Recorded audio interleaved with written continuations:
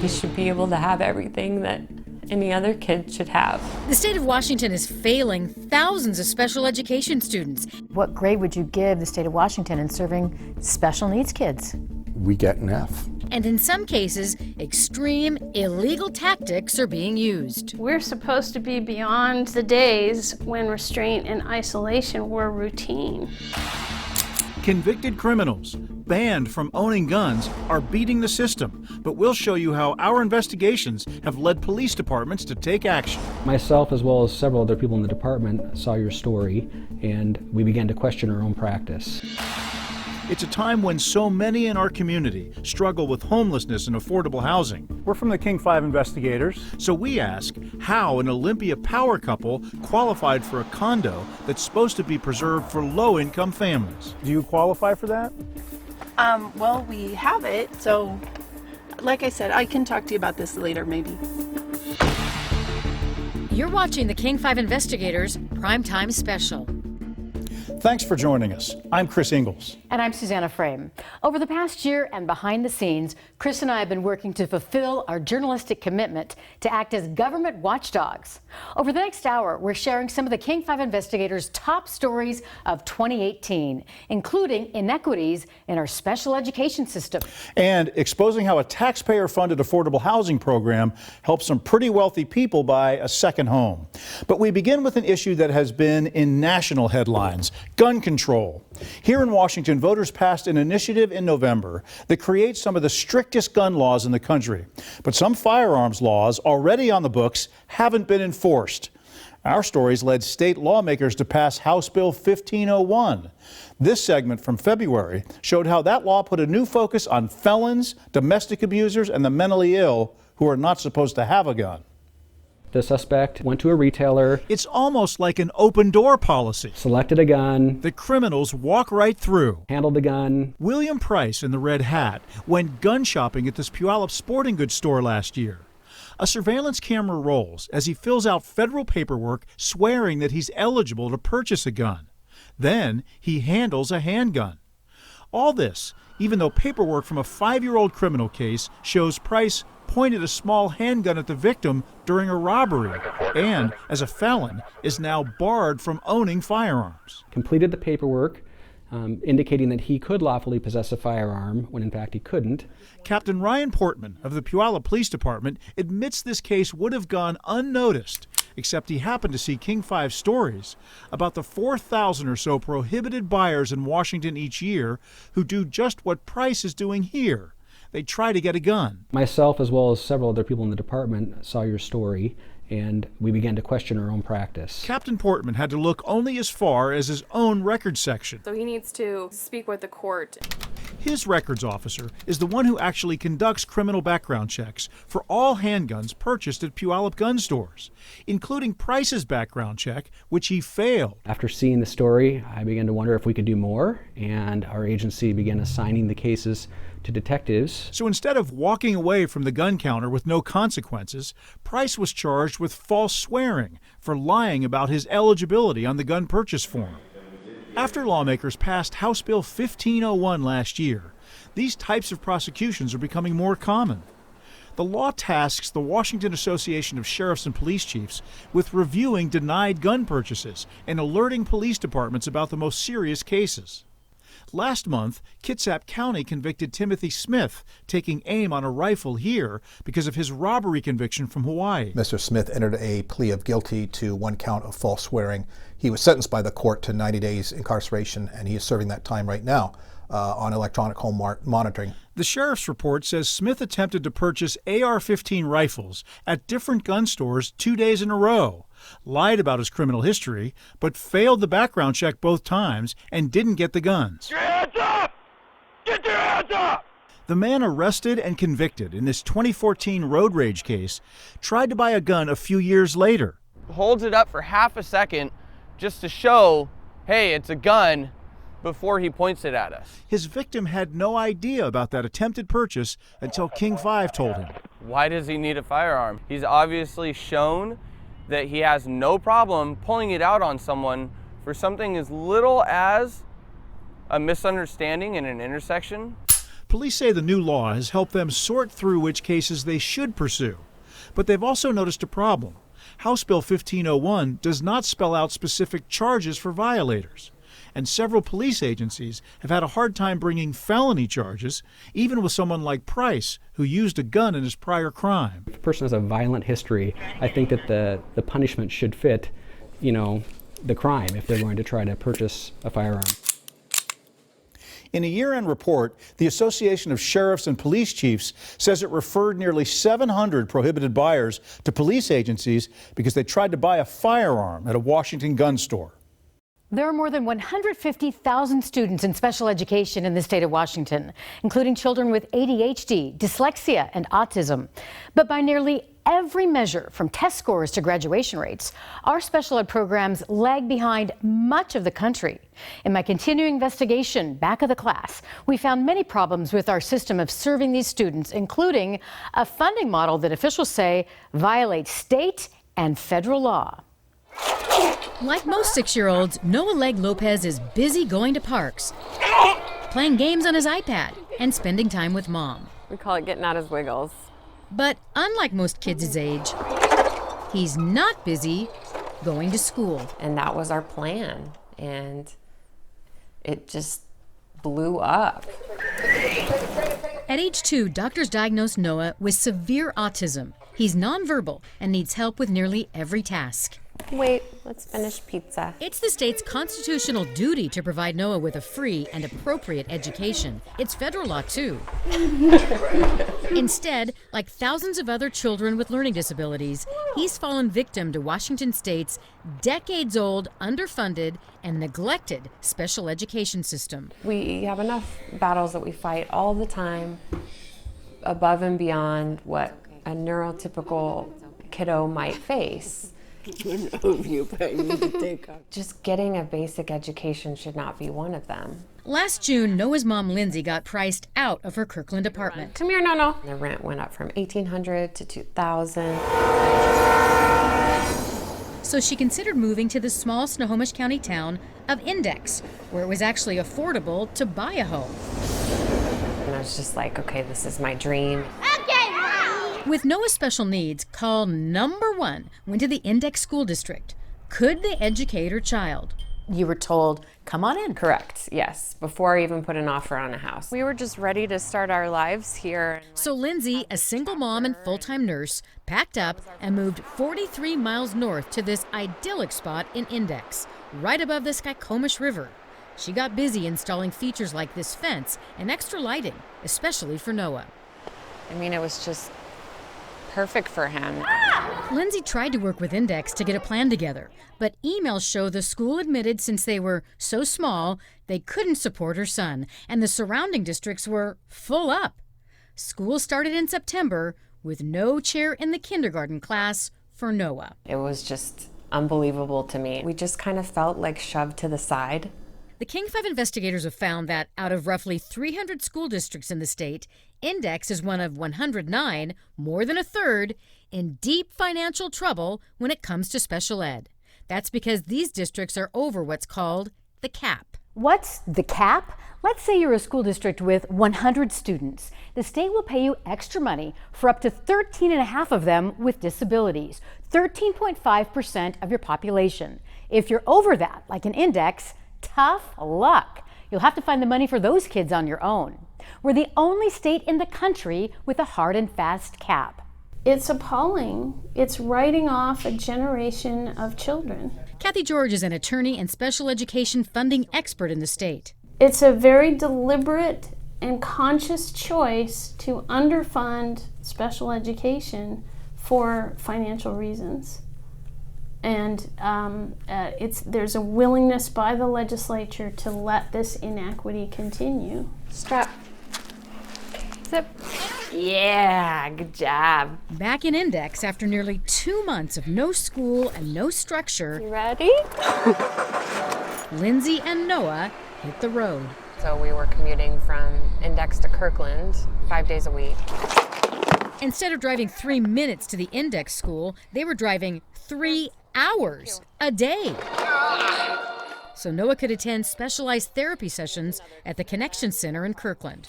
Sit up. Instead of a free education, Lindsay got a second job to pay hundreds of dollars a month for the therapy and the gas to get there. It was horrible. It was awful. It's not just the kids in capped districts like Index getting short shrift. The legislature is underfunding the state's entire special ed program.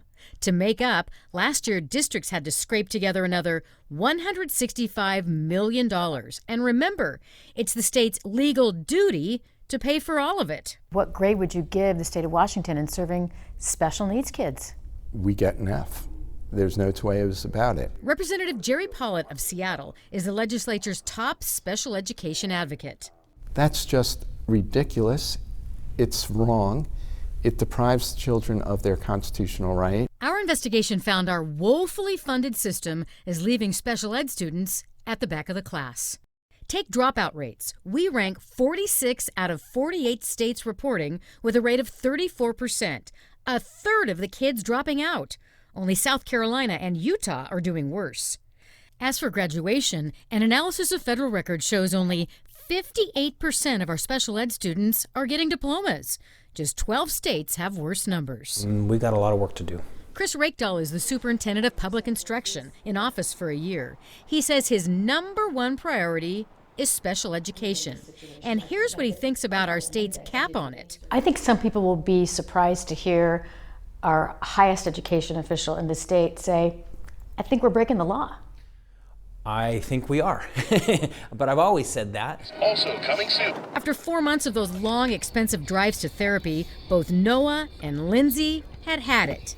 She up and sold the house. And that was really hard to have our own space finally that was like perfect for both of us. And then it's just vanishes.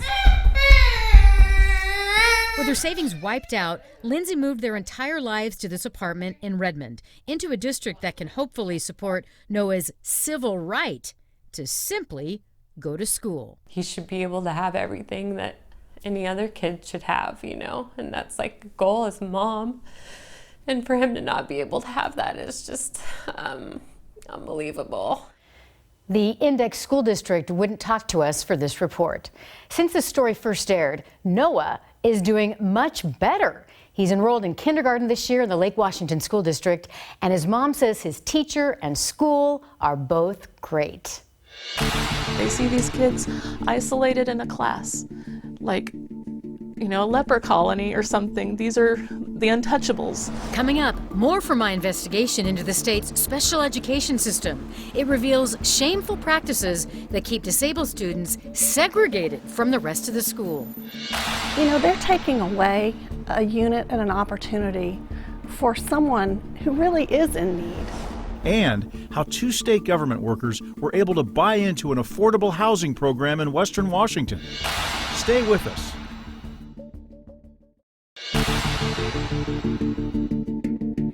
Our investigation into special education in the state reveals that Washington has a shameful track record of segregating students with disabilities. And that's despite decades of science that shows excluding disabled kids from general ed classrooms isn't good for any student, whether they have a disability or not. The little boy in this grainy home video is 13-year-old Sam Clayton, an 8th grader attending his first ever school dance. He really wanted to go, and he'd never done that before, and I thought, well, yeah, let's just take him. He likes music. This February, parents Sandy and Rob were so proud their special needs son with Down syndrome wanted to join in. But standing in the back of the gym that day, the parents' hearts sank. They realized while Sam was surrounded by kids, he was really alone. No one spoke to him.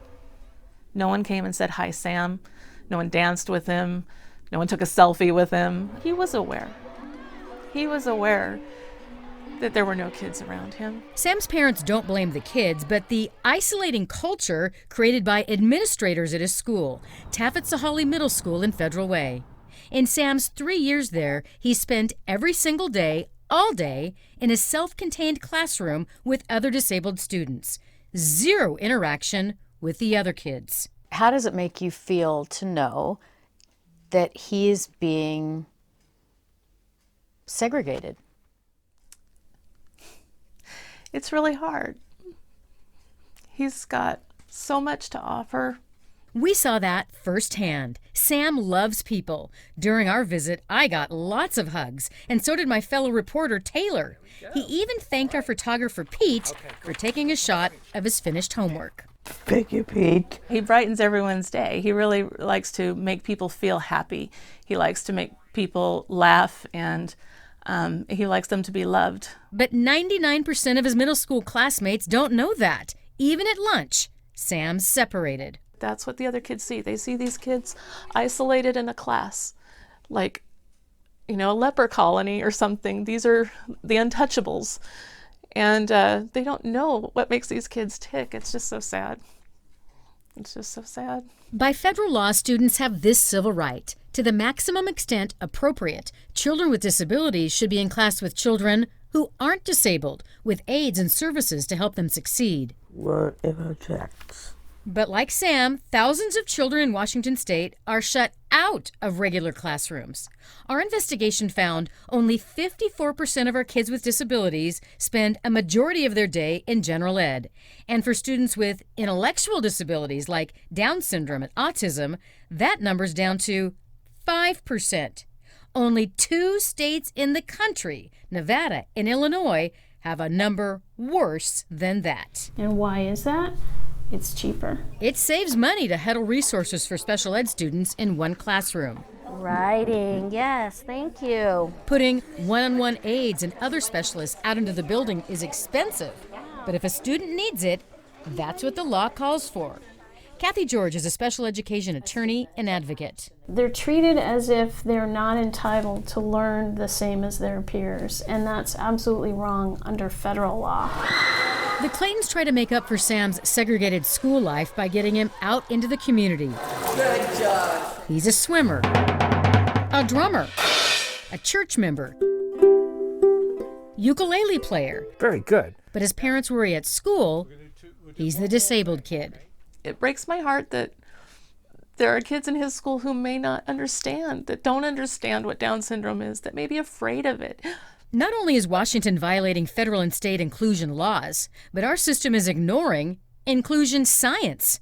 Study after study, 3 decades worth, shows kids with disabilities make better progress when they spend time in regular classrooms. And what the research tells us is that children with disabilities do better when they're in inclusive classrooms, and children without disabilities do as well. Dr. Eileen Schwartz is a special education expert at the University of Washington. Special education is a service, and that service should be implemented where it's most appropriate for the child, not where it's most convenient for the adult. Historically, the Washington State Legislature has knowingly underfunded special education, and it's cost us. Federal data analyzed by the King 5 investigator shows only 58% of our special ed kids are graduating from high school, and 34% are dropping out.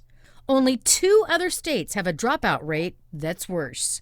What was this one about? In Sam's case, Federal Way's approach isn't doing the job.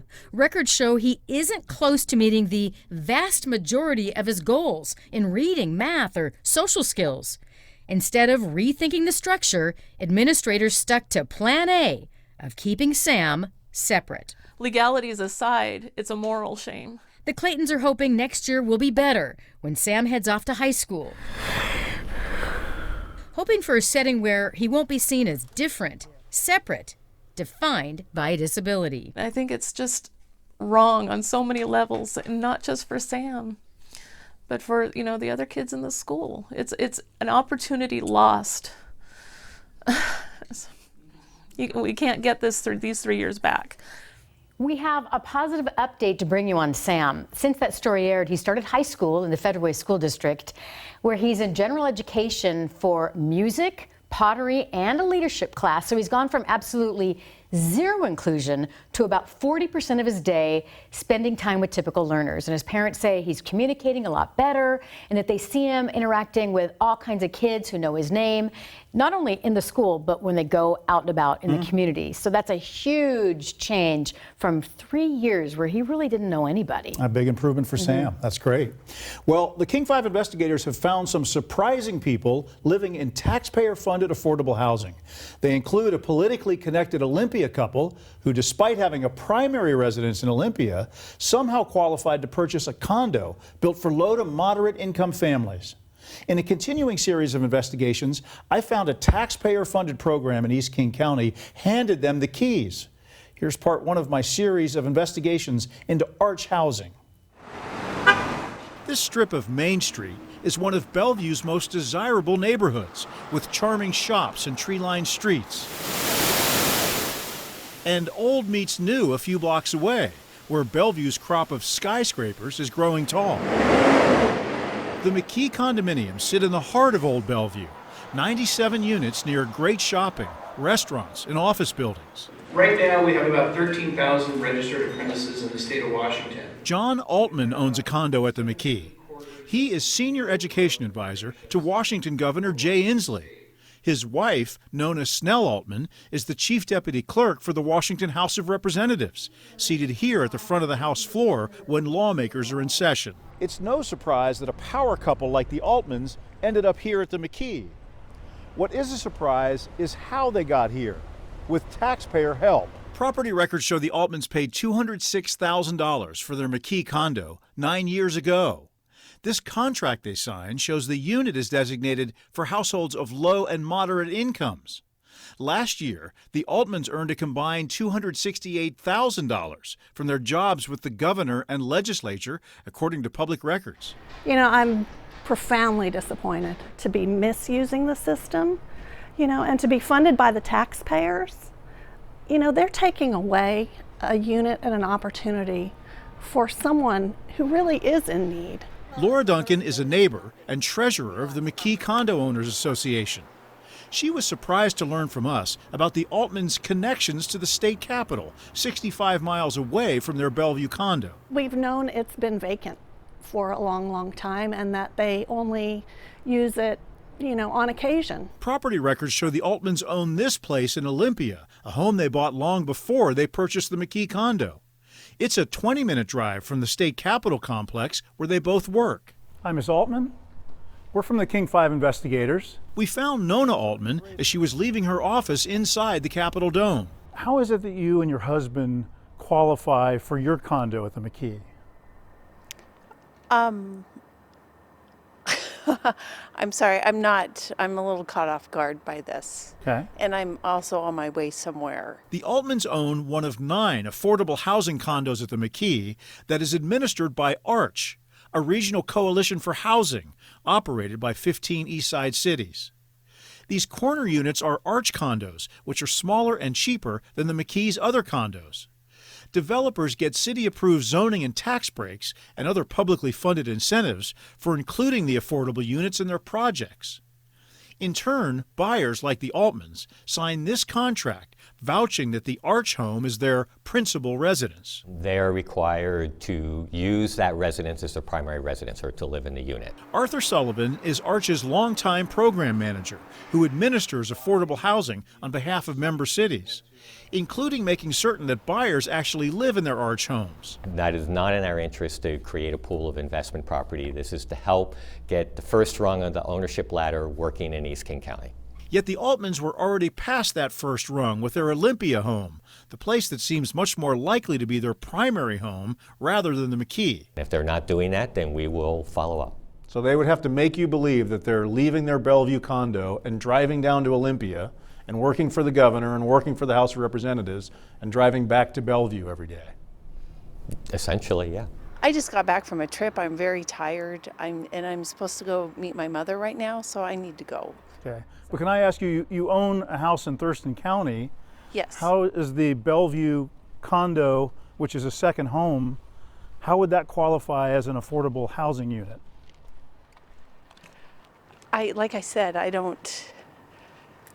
need to give this some thought. I'm not really sure. Nona Snell Altman has a long history in public service and a deep understanding of how affordable housing works. What that means is that the projects agree to use to serve a certain population, income population, or maybe special needs population. Here she is testifying 10 years ago, one of the architects of affordable housing law, as a staff member for the House of Representatives. Nona Snell Altman also worked for the Washington State Housing Finance Commission and as a senior budget assistant to Governor Inslee. And it's just lining the pockets of people who certainly understand the system. So why did Arch open doors at the McKee to the Altmans in the first place? In the case of the Altmans, the unit was being sold during the recession, and during the recession, the market was slow. Arch is supposed to help lower-income buyers make their first play in the housing game. But when the Altmans purchased in 2009, banks had largely cut off loans to low and middle-class borrowers, so they weren't buying. Now here's the thing, if an Arch home doesn't sell in 60 days, the property opens to buyers of all income levels, even those with piles of money. That's a requirement put in place by private banks, which won't loan their money to a property that has so many restrictions it can't sell. They're used to having loans with no restrictions on them. So when they start seeing restrictions, lenders start saying, how is this going to affect our ability to make that, to get that loan repaid or the home sold? The Altmans bought their McKee condo from a teacher after it had been on the low-income market for 60 days. Arch says they got their keys to the condo legally, but it is now investigating whether they actually live there. We will go to them and ask them about that. Like I said, I'm really caught off guard. I need to think about this. But I mean, you've lived there for quite some time, and obviously that's an affordable housing unit that is supposed to go to qualified families.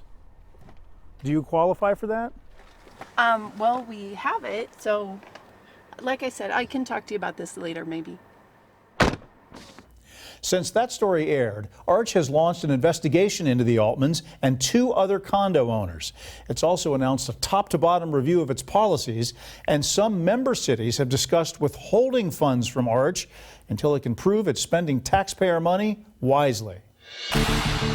Coming up, the violation of civil rights of kids with disabilities.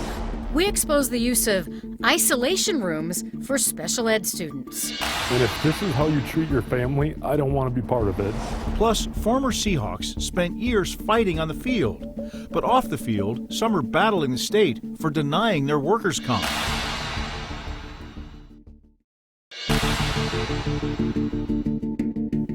Welcome back. In my continuing series, Back of the Class, I found something disturbing. Thousands of kids with special needs who act out in class are being restrained and isolated in closet-like rooms in schools across the state. 3 years ago, the legislature passed a law banning these practices unless there's an emergency and immediate threat of serious harm to a student or teacher. But our schools have been slow to follow that law and federal guidelines as well. This is Blackie and Black Bud. This summer, we got to meet one of the most charismatic kids we've ever come across. He's a completely black pig. Even his eyes are black. 7-year-old Braden Hafey. Yet there's still few pieces of it left. Braden dashed all over his family's Olympia farm to give us a full-blown tour. This is our 8-goat at a time milking stand. Braden's sense of freedom on the farm stopped at the steps of his school, Michael T. Simmons Elementary in the Tumwater School District. Inside, the school has this padded, tiny room with one window and a lock on the door. And that's where Braden spent a lot of time in his kindergarten and first grade years, at age 5 and 6, isolated and alone. It made me scared because it was just this little room with one line, a few pillows. A little room with one light. Braden ended up in that room for violent outbursts. He has autism and has a hard time staying on task. He'll tell you that himself. It's hard for me to not do stuff since what's it called again? Autism. You have autism. Yeah. His frustrations at school led to unsafe behaviors, punching and scratching students, kicking teachers, and throwing things at staff.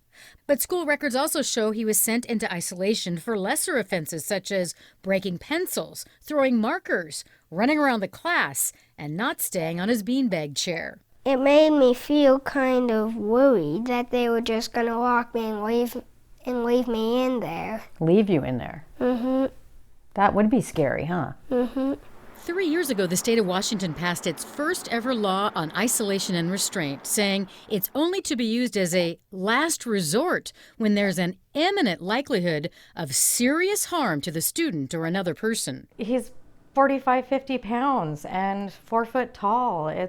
How dangerous can he be? Over here with Mrs. Mama. Braden's one of thousands of special education students across the state being isolated or physically restrained at school.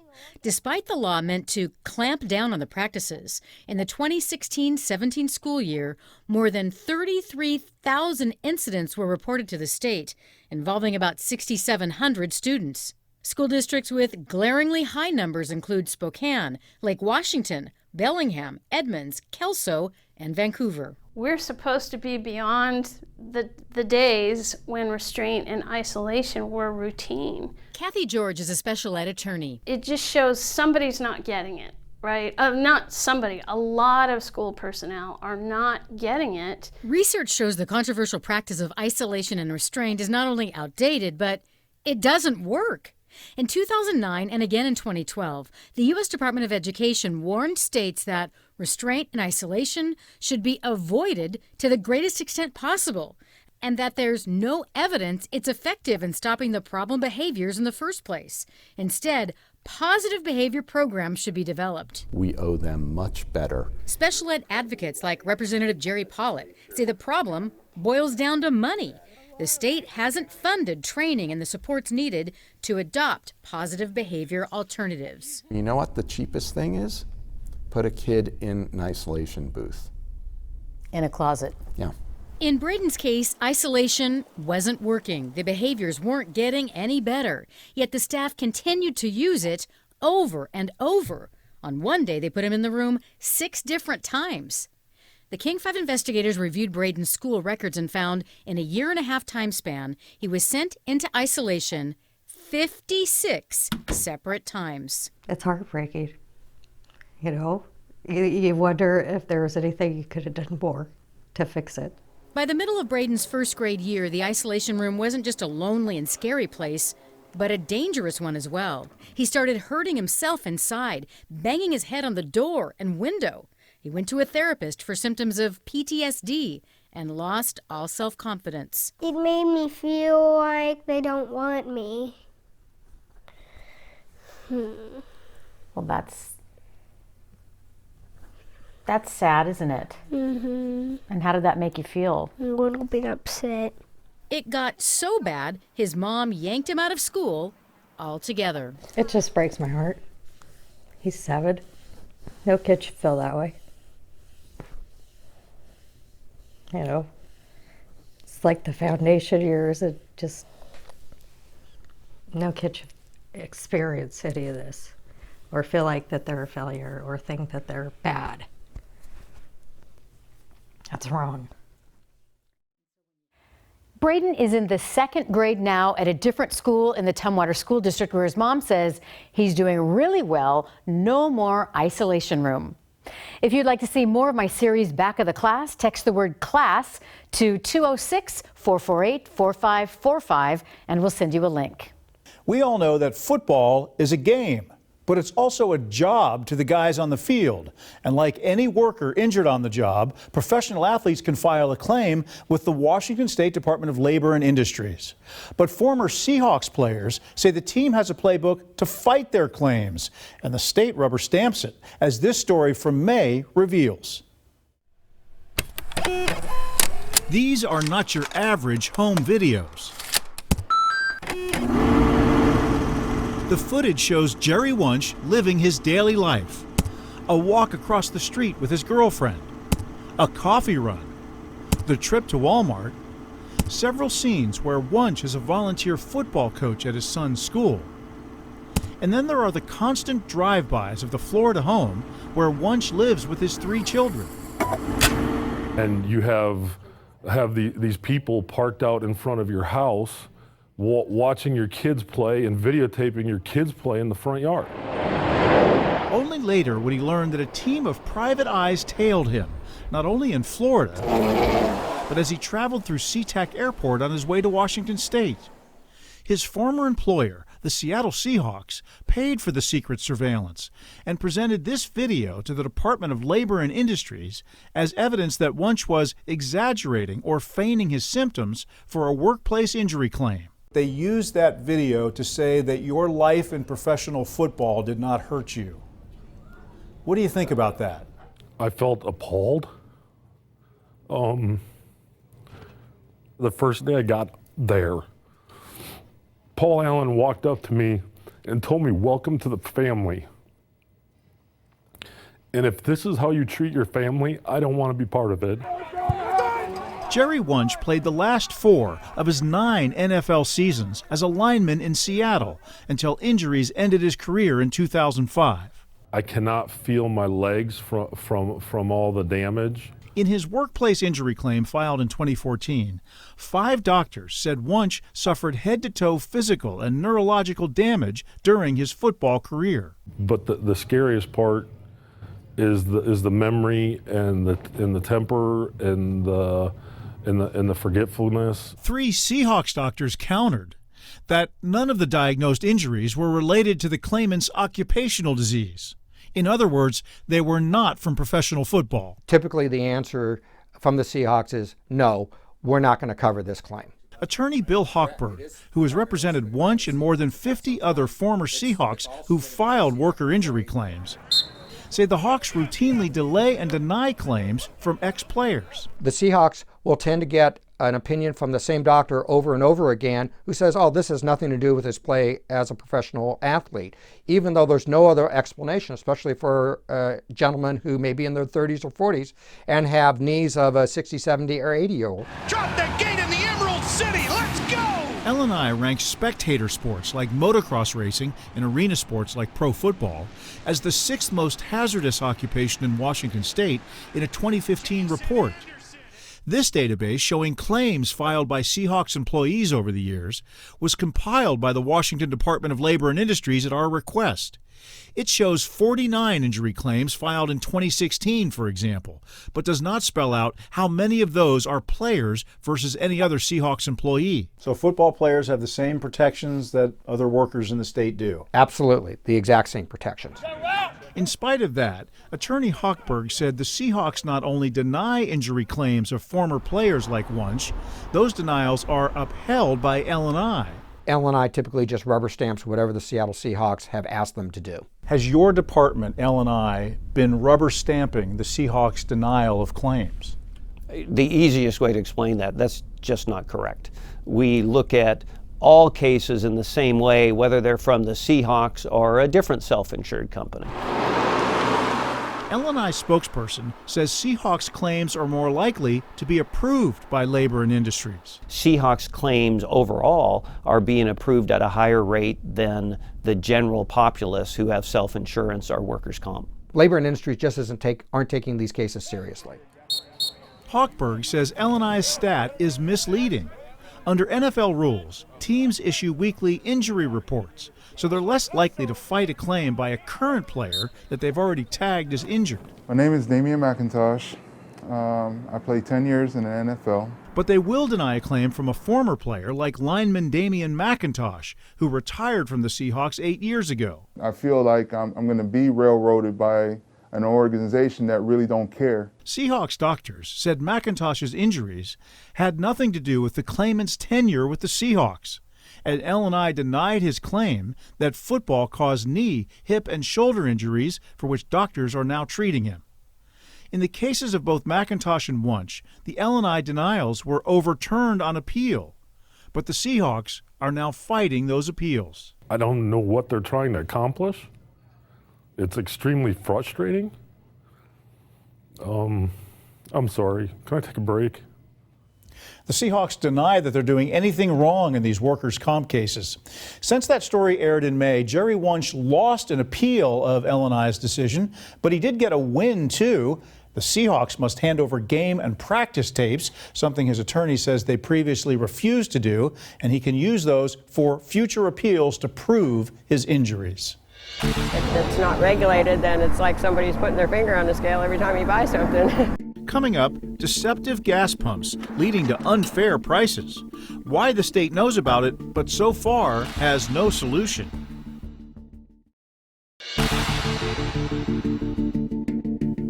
When you go to the gas station, you expect you're getting a fair price for your fuel. But we found out that's not always true. In fact, deceptive gas pumps are a problem that state inspectors are failing to fix. Problems at the pump. Handle stopped. Caught red-handed on home video. Not pumping. Like Matt Mayer found in Redmond. But it is still charging me. Just hang it up. Well, I'm going to complain to 76. The same with this customer in Fife, who's being charged more even though no gas is flowing, a malfunction known as meter creep. But more often, a problem pump is not so obvious. Most people don't really pay attention. I know how much it costs to fill my tank up, and this was probably $5 to $7 more than I regularly pay. Mary Ann Scott's bill at this Des Moines Chevron caused her to look closely at this sticker. It showed that the pump had not passed a state weights and measures inspection since 2010. If it's not regulated, then it's like somebody's putting their finger on the scale every time you buy something. She complained to Weights and Measures, and this report from an inspector who visited a day later shows the pump failed by shorting customers by 15 cubic inches, about 3 cups of gas for a fill-up like Mary Ann's. The owner disputes that his pumps were inaccurate. You might call Weights and Measures inspectors, like Tahese McQueen, the pump police. Oh, there we go. If you knew how to do it, there is potential to tamper with the meters. These random inspections result in a fail for 1 in every 10 pumps, but usually an inaccurate pump is not intentional. Sometimes they wear down on the inside and they just need to be recalibrated or replaced. The 0 line is where we're shooting for. That gives you the accuracy of the pump. That is a -5 and a -4. So they're within tolerance. Now here's the problem. Washington gas stations undergo far fewer inspections than most of the rest of the country. Records show state inspectors on a 3-year inspection cycle, meaning they try to examine every licensed measuring device once every 3 years. In neighboring Oregon and Idaho, inspectors test every device about every year, which is the industry standard nationwide. I think that's crazy. There's so many things we buy that depends on scales. Our check of gas pumps all around the Puget Sound area found inspection stickers as old as this one. See that punched out hole in the middle? This Burien gas station hasn't been inspected since 2008. If I'm at a pump and it hasn't been inspected for 10 years, shouldn't I be worried about that? I think you should be. Jerry Bundell heads the Weights and Measures program. His 10 inspectors across the state keep watch on not just gas pumps. All right, anything else for you? They also inspect things like the meat scale at your deli. You can see their sticker here. Taxi cab meters, liquid propane dispensers, in all, more than 100,000 devices in Washington state. We're, I think, the most impactful consumer protection organization around that people just don't know about. Bundell says these inspections pressure gas station owners to pay for routine maintenance on their pumps to keep them accurate. As the number of state inspectors dropped over the years, the state has seen an increase in the number of faulty pumps. What'll happen is we'll find more and more devices are out of compliance. Isn't it fair to say that because your inspectors aren't checking the pumps as regularly, we just can't be sure about how reliable the gas pumps are in this state? I think that would be a fair statement. And it's going to get worse. This internal document that we got through a public records request reveals a plan to reduce inspection staffing by 18%, 3 inspectors, after lawmakers failed to approve more funding in the last session. That doesn't sound good to the motorist who had problems at this Buckley gas station last year. I even told her I was gonna report her because I knew something was wrong with the pumps. So she said, go for it. Raina Nijera's complaint triggered a Weights and Measures inspection that records show rejected every single pump, including one that added 45 cents before the gas started pumping. Every time I go to a gas station, I'm like, am I getting the right amount of gas? State leaders know about this. 2 years in a row, bills to fix it have failed in the legislature. A new bill is expected to go before lawmakers early in 2019. After years of dealing with these toxic vapors and hundreds of workers getting sick year after year, we are finally moving towards a lasting solution. Coming up, after years of health problems related to working at the nation's most toxic site, finally, some justice for Hanford workers.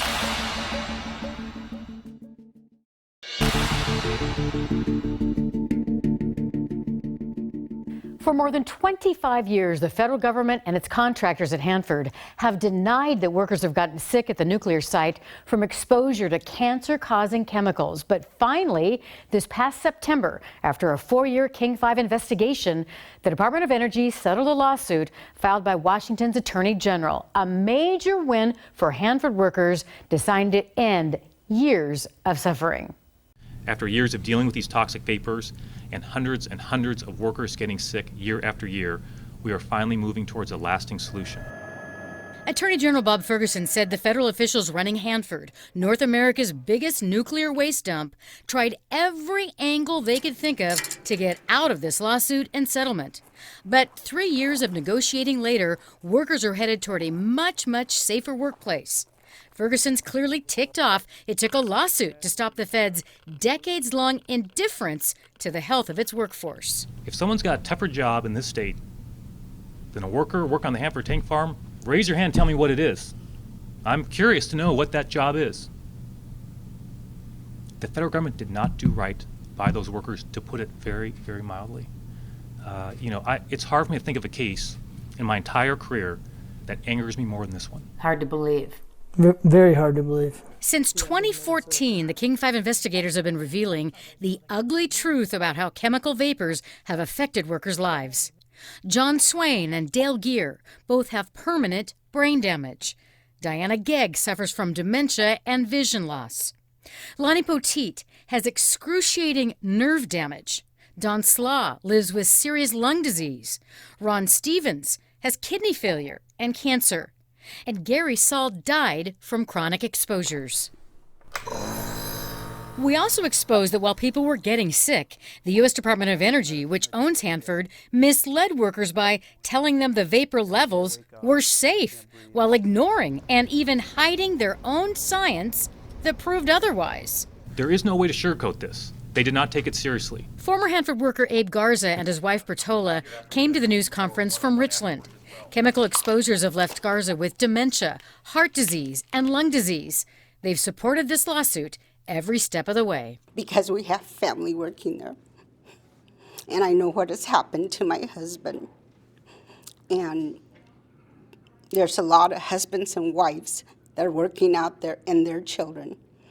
And this work will continue for a long time. The agreement requires the federal government to develop technology to destroy vapors before they hit the air.